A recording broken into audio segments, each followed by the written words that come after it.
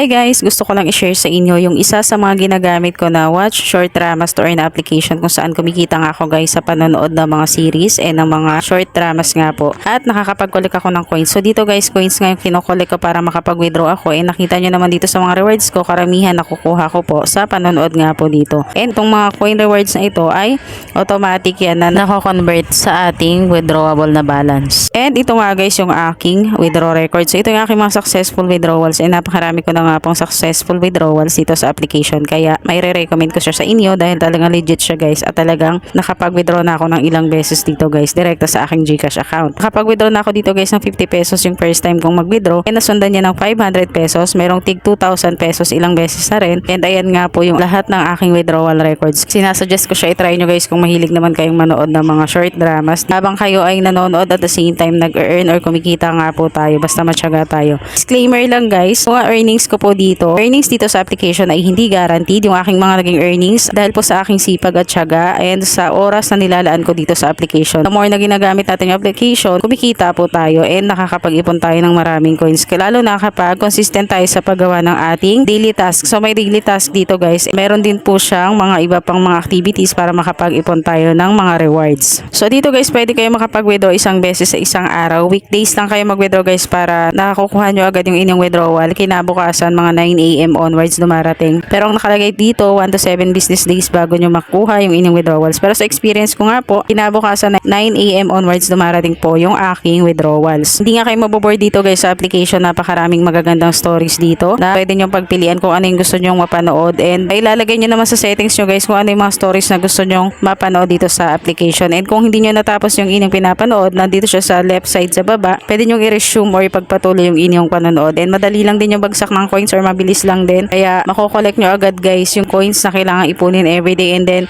nood ulit kayo kinabukasan, ipon ulit. Ganun yung ginagawa ko guys. And then yung iba pang activities, so dito sa gift box sa taas may makukuha kayong mga coins dyan. Mga ads ito guys, kailangan yung i-play patapusin and then makukuha nyo po yung inyong mga reward. Ganun naman dito guys. And then ito pang icons na gumagalaw dito sa baba, mga task din yan guys. Magpe-play din kayo dyan ng ads and then bibigyan kayo ng reward na coins. So lahat yan sinatsaga ako po personally para ako po ay makaipon ng mga withdrawables ko dito. Isa sa mga ways to earn natin, syempre pagpasok pa lang sa application, meron tayong daily check-in. So 7 days check-ins yung nakalagay dito guys. Everyday meron tayong makukollect na coins iba't iba ng amount. Yung pang 7 days natin yung medyo malaki times 2 siya. And pag kinlik nyo yung check-in, magpe-play lang yung ads, patapusin lang natin guys. Ilang seconds lang naman yan. And then makiklaim po natin yung ating check-in reward. Another ways to earn dito guys, merong daily task. Ito yung sinasabi ko sa inyo kanina. So lahat ito chinatsaga ko. Pag nag-watch kayo ng 5 ads, merong plus 100 coins. Kung makakapag-invite kayo, maganda guys. Pero ang maganda dito, kahit di kayo makapag-invite, basta po nakapag-ipon kayo ng sapat na amount, makakapag-withdraw kayo. Malaking help kung makakapag-invite kayo guys dahil talagang makakaipon po kayo ng mas malalaking amount ng coins. So ito yung lahat ng mga daily task guys. Kapag matyaga kayo sa paggawa niyan, siguradong ipag-iipon niya ng coins dito. And sa baba, ito nga guys, na-receive ko na or na-claim ko na yung aking panonood na 1,120